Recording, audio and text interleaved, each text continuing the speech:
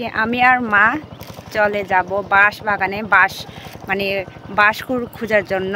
এতদিন খোঁজা হয়নি, আজকে যাব। কাজের ব্যস্ততার কারণে আমরা যেতে পারিনি, হয়তো অলরেডি মানুষ খুঁজে খেয়ে সব শেষ হয়ে গেছে। আমাদের বাঁশ বাগান অনেক বড়, কিন্তু বাড়ি থেকে অনেক দূরে, মানে নৌকা দিয়ে যেতে হয়। আজকে আমরা নৌকা দিয়ে যাব, আমি আর মা শুধু। নৌকা, আমরা এই নৌকা দিয়ে বাঁশগুলো খুঁজতে যাব আজকে বাঁশ বাগানে।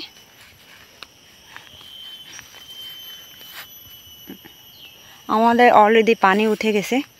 এই নদীটা প্রত্যেক বছর একবার করে পানি শুকিয়ে যায়।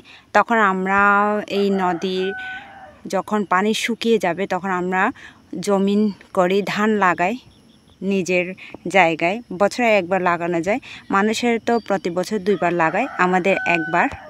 কেননা এটা টাইম মতো সময় হলে পানি উঠে যায়। যেমন এই যে এখন উঠে গেছে অলরেডি অর্ধেক।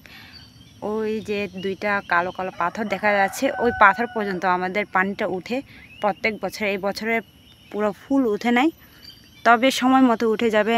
এখনও তো বৃষ্টি হওয়ার বাকি আছে, বৃষ্টি হলে অলরেডি পানি ফুল হয়ে যাবে।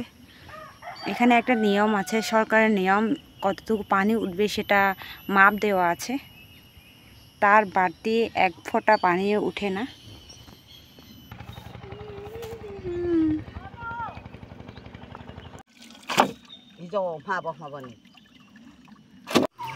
আমি আর মা জমিনে পৌঁছে গেছি।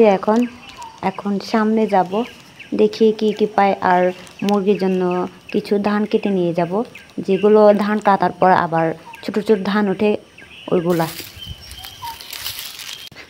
আমরা এসেছি আমাদের জমিনে। আমাদের জমিনেগুলো ধান কাটা শেষ হয়ে গেছে অলরেডি। এখন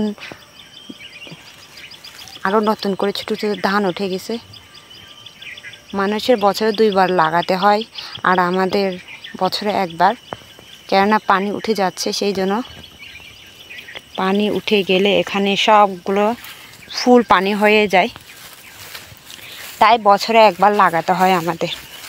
এই যে নতুন ধান একদম উঠে গেছে, আরও আমাদের ধান কাটাতে শেষ হয়ে গেছে। এইগুলো কিন্তু আর খাওয়া যাবে না, তাই আমরা এটা নিয়ে গিয়ে কেটে নিয়ে গিয়ে ঘরের পালিত মুরগিদের খাওয়াবো।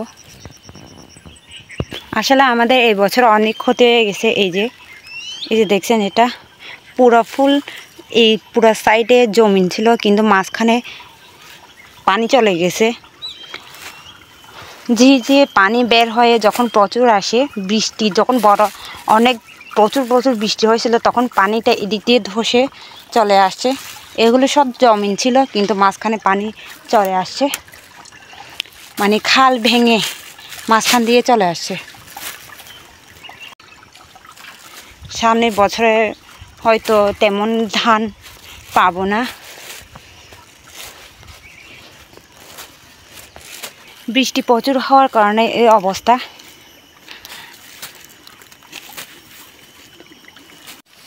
আমার মা ধানগুলো কেটে নিয়ে নিচ্ছে। প্রথমে 1 বস্তা ধান কাটা শেষ হয়ে গেছে।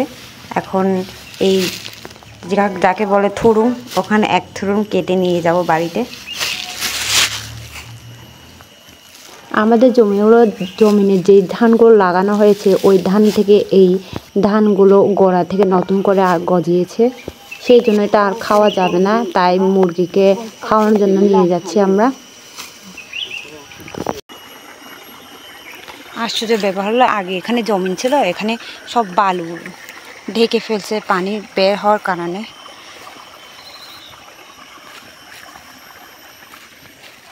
জমিনগুলো পুরো বালু। এটা হচ্ছে আমাদের পোষা কুকুর। আমরা যেখানে যাই সে সব সময় আমাদের পিছু যাবে। আজকে অনেক বড় একটা নদী পার হয়ে চলে আসছে, আমরা তো নৌকা করে চলে আসছি।